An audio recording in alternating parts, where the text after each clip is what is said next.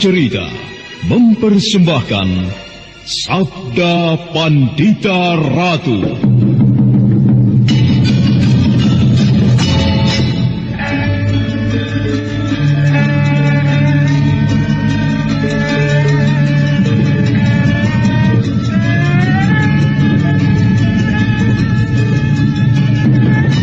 Kureguk anggur Mahadewa, kucicipi madu sabdanya.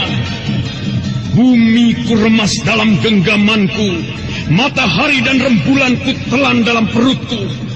Apakah mungkin aku akan menjadi bunga yang bisa kau petik dan kau sunting? Sementara jika layu, akan kau campakkan begitu saja, seperti cermin retak yang tak berharga.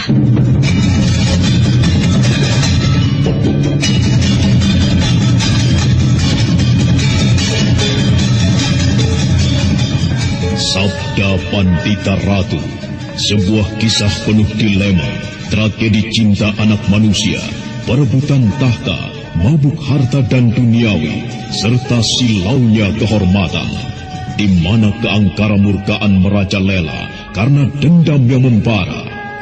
Kisah ini berlatar belakang berdirinya Singasari. Ken Arok, dialah pemuda yang merekuk pahit getirnya kehidupan. Namun sebenarnya, dialah yang harus melaksanakan sabda-sabdanya. Perjalanan sengsaranya adalah awal untuk meraih keberhasilan, untuk menuju kejayaannya di saat Singasari berdiri. Apakah cita-citamu itu, Kenomang? Aku ingin mengubah nasibku. Aku bosan dengan kehidupanku selama ini yang terlunta-lunta, akrab dalam pelukan kemelaratan. Kadangkala aku berangan-angan, aku adalah seorang istri dari Patih. Bahkan lebih gila lagi, aku berangan-angan, andai kata aku adalah seorang permaisuri, maka akan terhapus semua masa silamku, terhapus lenyap, tidak bersisa semua kenangan buruk yang kumiliki.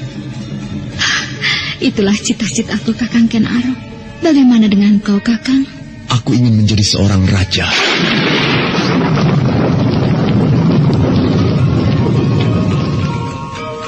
Sabda Pandita Ratu. Naskah ditulis oleh Pondra Swasti Langit, diolah oleh Agung Bahrodi, didukung oleh artis-artis terkemuka Ferry Fadli, Eli Ermawati, M. Abud, Ivone Rose, dan lain-lain.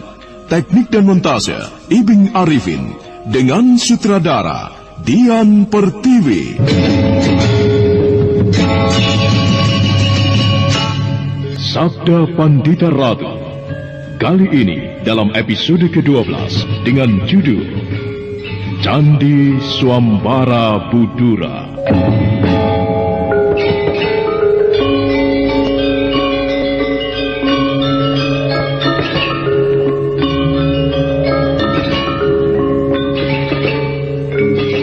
Dalam seri ke-335 ini dengan para pemain M. Abud sebagai Ken Arok, Yuli Mulyana sebagai Uma Durga, Eli Ermawati sebagai Ken Dedes, dan Asdi Suhastra, pengantar cerita.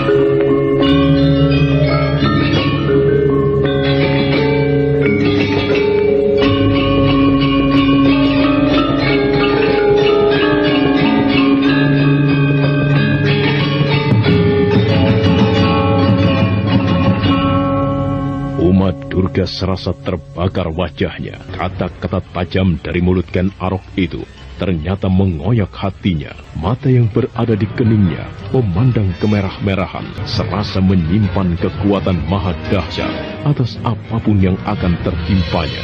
Tetapi Ken Arok yang merasa penasaran karena pernah dikalahkan perempuan itu ketika berada di padepokan Empu Gandring, terusik untuk menghadapinya, mencoba kedahsyatan kekuatan mata aneh itu. Bunuh kau, aku bunuh kau. Laki tidak tahu diri. Akulah yang akan membunuhmu. Lumat kau di tanganku.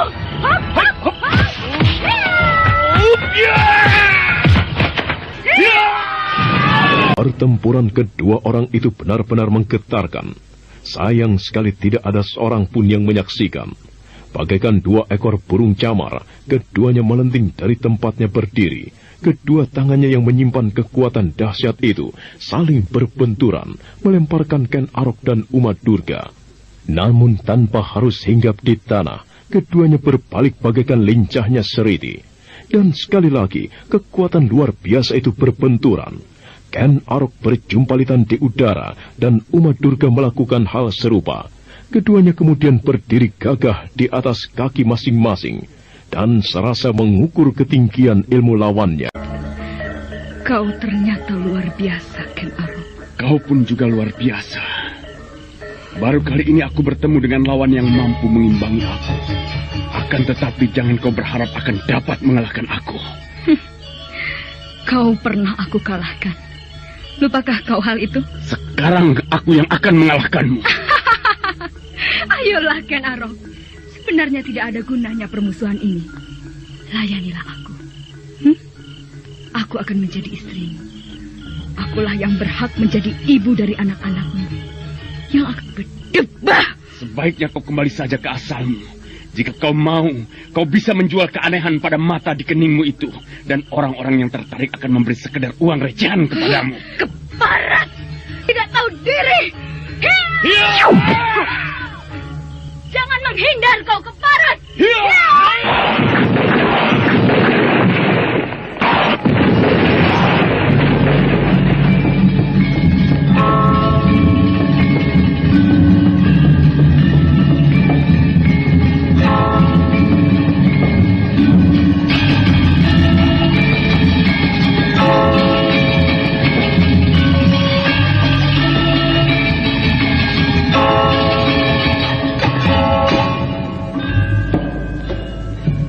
Maka demikianlah perang tanding antara Ken Arok melawan Uma Durga itu berlangsung dengan cepat, ganas, dan berbahaya.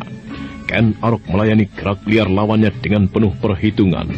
Ken Arok nampak tidak ingin peristiwa lama terulang kembali. Itulah sebabnya dia bergerak sangat gesit menghindari sambaran-sambaran kekuatan yang memancar dari mata aneh di kening itu. Sebaliknya, dengan sangat bernafsu, Uma Durga menyerang dan mencecar lawannya. Kemanapun Ken Arok bergerak, selalu dikejarnya. Pertarungan berlangsung dahsyat. Uma Durga tidak peduli lagi terhadap ajian sirap yang disebarnya. Akibatnya, beberapa prajurit istana yang bergelimpangan tertidur mulai sadar dan terkejut melihat apa yang telah terjadi. Lawan, apa yang telah terjadi?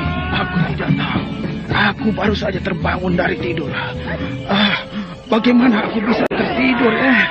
Aneh. Aku juga. Aku baru saja terbangun. Mengapa aku bisa tertidur? Lihat, siapa yang bertempur? Tuanku, aku bukan Arok. Siapa lawannya itu? Aku tidak jelas.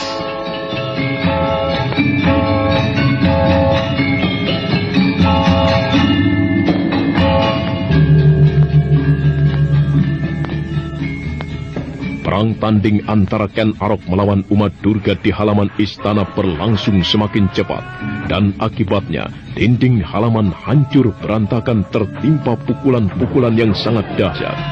Pepohonan penghias taman berantakan, tanah bagaikan dibajak, tetapi yang berperang tanding nampak tidak peduli dengan keadaan sekitarnya. Para prajurit yang kemudian terbangun segera mengambil jarak. Bahkan kemudian serombongan prajurit yang berada di alun-alun berdatangan pula mengepung pertempuran yang sedang terjadi.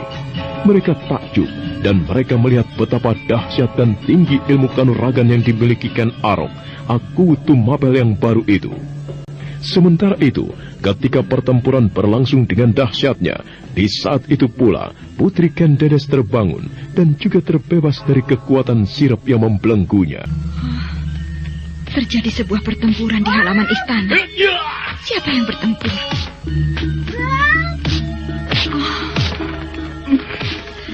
Siapa yang bertempur itu? Seperti suara teriakan-teriakan itu adalah Ken Arok. Lalu siapa lawannya? Aku harus melihatnya.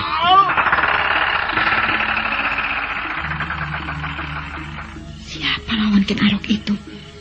Nampaknya seorang perempuan. Dedes berjalan melintasi pendopo dan kemudian bersama-sama beberapa emban yang ketakutan menyaksikan pertempuran dahsyat yang sedang terjadi. Ken Dedes menjerit ketika tiba-tiba dinding istana jebol.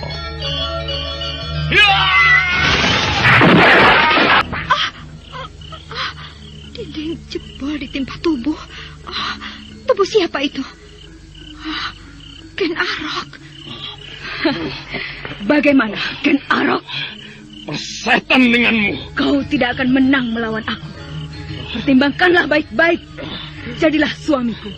Dan berikan dan taburkan benihmu di rahimku. Bagaimana? Pelacur tidak tahu diri. Ken Dedes menggigil di tempatnya berdiri, menyaksikan tubuh Ken Arok yang menyerang lawannya dengan dahsyat. Kemudian bagaikan menimpa dinding baja, Ken Arok terpental berjungkir balik. Uma Durga yang tertimpa serangan dahsyat itu berputar dan kemudian berjungkir balik. Dan dengan sempurna sekali kembali hinggap di atas tanah. Oh, gila. Tidak salah lihatkah aku? Apa? Lawan dari tuanku aku itu. Perhatikan. Apanya? Nanti, kalau orang itu berhenti bergerak, kau akan melihat sesuatu di keningnya. Lihat. Apa tuh? Aku tidak tahu. Akan tetapi kekuatan yang mengalir dahsyat dari lawan tuanku aku, seolah memancar dari keningnya. Apa bukan dari matanya? Semula aku kira dari matanya. Tetapi kawan, cobalah perhatikan. Nanti ketika perempuan itu berhenti menyerang. Nah, itu dia. Kau benar. Aku berhasil melihat. Memang ada sesuatu yang aneh pada perempuan itu. Di keningnya, dua matanya terpejam. Nampaknya di kening perempuan itu terdapat sebuah mata. Apa iya? Rasanya begitu. Tapi lihat saja. Masa ada mata di keningnya? Kalau bukan mata, lalu apa? Jantung semua para prajurit yang menyaksikan perang tanding itu bagaikan berhenti berdetak. Atau sebaliknya, justru dipacu untuk berdegup lebih kencang. Semuanya terpaku bagaikan patung dan tidak tahu harus berbuat apa. Dan di luar sadarnya, Ken Dedes merasa cemas terhadap Ken Arok. Bagaimana, Ken Arok? Kau belum mau mengakui kekalahanmu dari Uma Durga para Bandari. Jika kau tidak mau melihat kenyataan, aku akan melumatkanmu. Kekuatan dahsyat dari mata di keningku ini akan melumatkanmu hingga berantakan menjadi serpihan-serpihan daging yang tidak berharga. Jika kau tidak menginginkan nasibmu seperti itu, ayo, penuhilah permintaanku. Kau harus melayani aku. Kau harus menaburkan benihmu ke rahimku. Akulah yang berhak hamil darimu. Dan aku akan melahirkan calon raja di tanah Jawa ini. Aku manusia. Aku bukan binatang. Aku tidak akan melayani binatang. Kurang ajar. Kau anggap aku ini binatang? Hah? Keparat kau, Ken Arok. Lebih baik tidak usah ada orang yang bernama Ken Arok. Jika harus melayanimu, pertimbangkan baik-baik. Aku akan mencarikan seekor kuda jantan untukmu. Dan kau akan melahirkan kuda. Kurang ajar. Berdebah. Nampaknya Ken Arok merasa pertempuran itu harus segera diakhiri. Itulah sebabnya Ken Arok memutuskan untuk membangkitkan semua kekuatan, semua ajian, dan semua ilmu yang ada di dalam tubuhnya. Itulah sebabnya Ken Arok tiba-tiba telah mengambil sikap.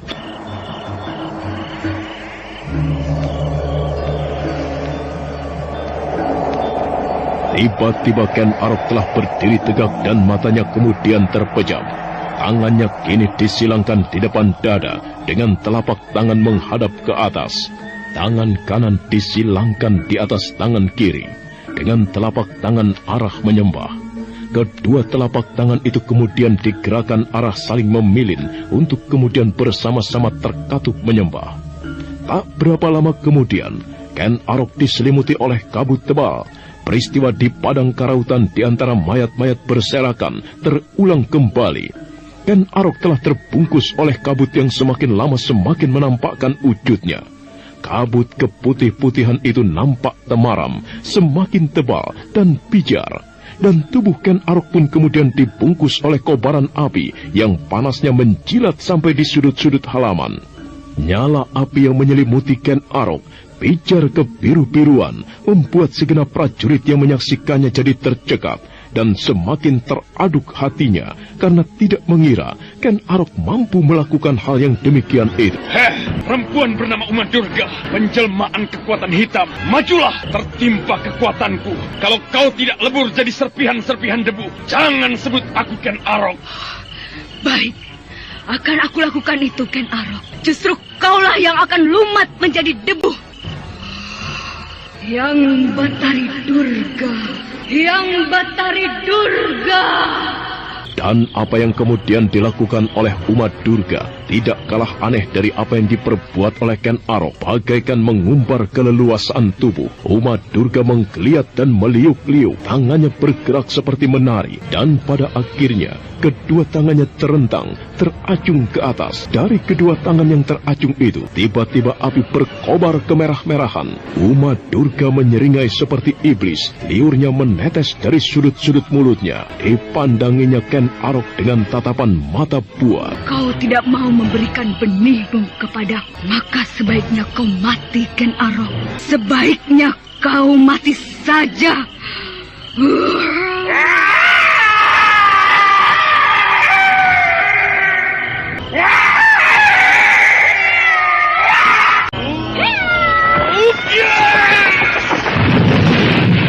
Yang terjadi ternyata merupakan sebuah akhir dari perang tanding. Kekuatan yang dimiliki Uma Durga ternyata tidak terkira tingginya.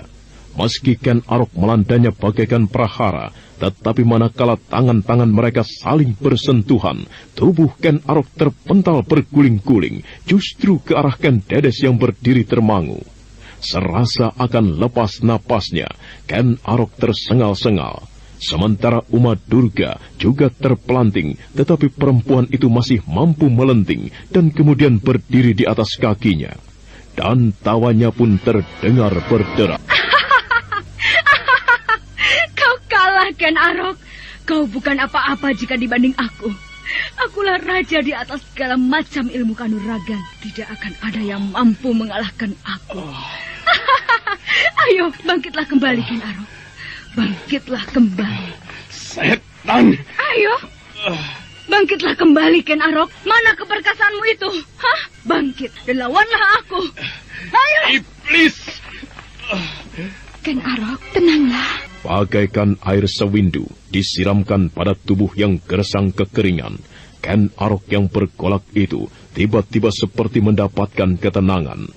Napasnya yang semula tersengal kemudian mengalir teratur.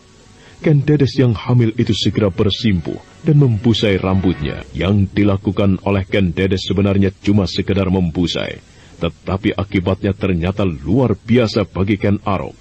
Manakala Ken Dedes menyentuh tubuh Ken Arok yang tersungkur, hati Ken Dedes bergolak. Pertanda aneh itu muncul dari tubuhnya, dan tiba-tiba saja ada cahaya berpendar dari betis kanannya. Dan dari tangan yang membusai kepala Ken Arok itu, tiba-tiba seperti mengalir kekuatan yang luar biasa bagi suami barunya itu. Seolah khasiat air suci Kambang Ayun yang pernah mereka miliki mengalir deras di aliran darah Ken Arok. Dan Ken Arok kemudian berdiri dengan gagah. Hei, apa yang kau lakukan itu?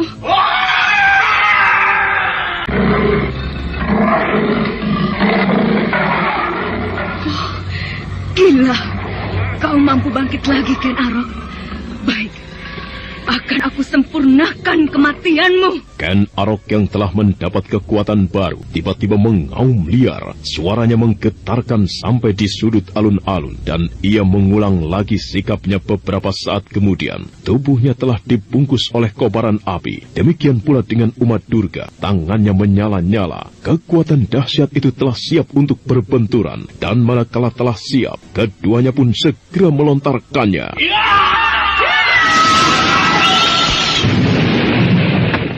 Gila! Kurang ajar, berdebah! Iblis kau, Ken Arok! Kaulah yang akan aku lumatkan.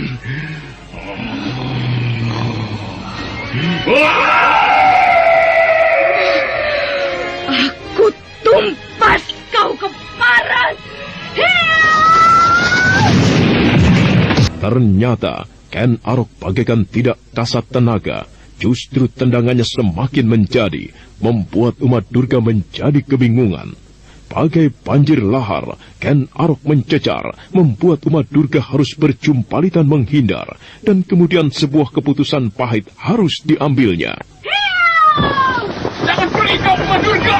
Dengan cepat sekali tubuh umat Durga melesat di kegelapan malam, bagaikan terbang melayang di atas para prajurit yang termangu. Ken Arok yang tidak ingin kehilangan lawannya, segera mengejarnya. Laksana terbang kencang seperti laju burung Sri Gunting, Ken Arok meloncat memburu lawannya.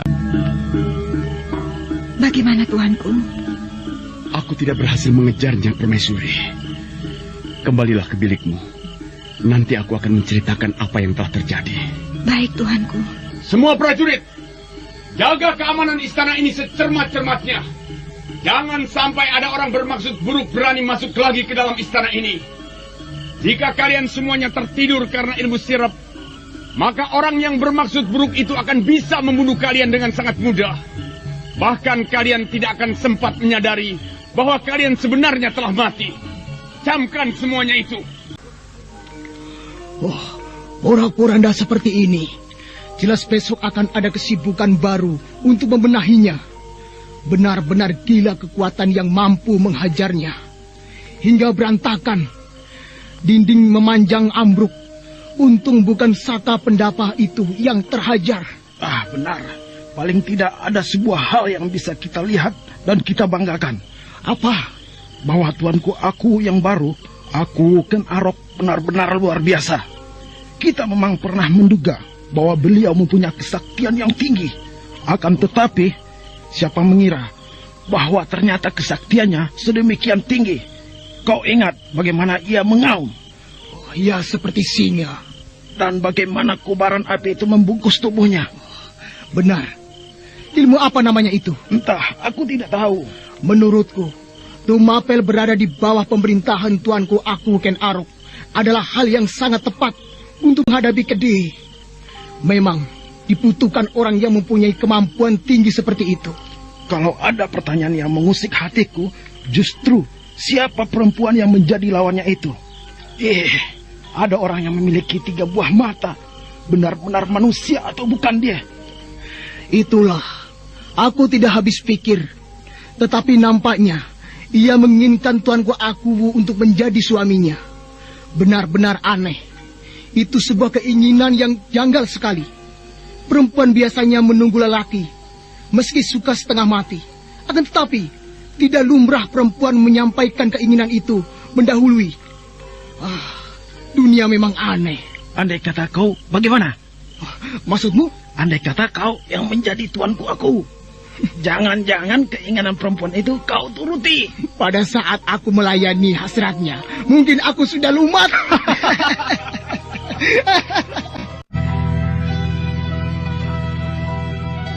Demikianlah apa yang terjadi di halaman istana itu. Untuk selanjutnya menjadi buah pembicaraan para prajurit. Mata mereka semakin terbuka melihat sosok Ken Arok dengan utuh. Sementara itu, di peraduan Ken Arok. Tuanku tidak apa-apa. Jangan cemas, Permaisuri. Aku tidak apa-apa. Siapa sebenarnya orang itu, tuanku? Ia bernama Uma Durga Prabandari. Ia satu-satunya manusia yang paling aneh yang pernah aku ketahui. Karena memiliki 3 buah mata. Sebuah berada di keningnya. Belum aku ketahui jawabnya, mengapa ia bisa seperti itu. Kekuatan pada mata itu luar biasa sekali. Batu pun berantakan disentuhnya. Untunglah aku dapat mengalahkannya dengan bantuanmu. Dengan bantuan hamba? Iya. Aku tidak tahu mengapa. Ketika aku seperti telah kehabisan tenaga dan kekuatan, demikian kau sentuh tubuhku, aku seperti ketempatan tenaga yang luar biasa, seperti terbangunkan. Lalu mengapa perempuan itu berurusan dengan tuanku? Dia menghendaki aku untuk menjadi suaminya, Ken Dedes. Hanya itu, tuanku? Jika ada latar belakang lainnya, entah, aku tidak tahu. Mengapa tuanku menolaknya? Aku tidak ingin menyebarkan benihku sembarangan. Aku tidak ingin berurusan dengan perempuan itu. Jika ia memiliki trinetra seperti itu, ia mungkin pemuja sang Siwa atau pemuja Batari Durga. Hari-hari pun kemudian terus bergerak. Tumapel semakin disibukkan oleh persiapan peperangan. Bekas-bekas perang tanding istana sudah dibenahi. Namun secara kejiwaan, reruntuhan dinding itu telah menumbuhkan kekaguman para senopati dan prajurit terhadap aku mereka yang baru, yang mempunyai ilmu kanuragan tinggi dan sakti mandraguna.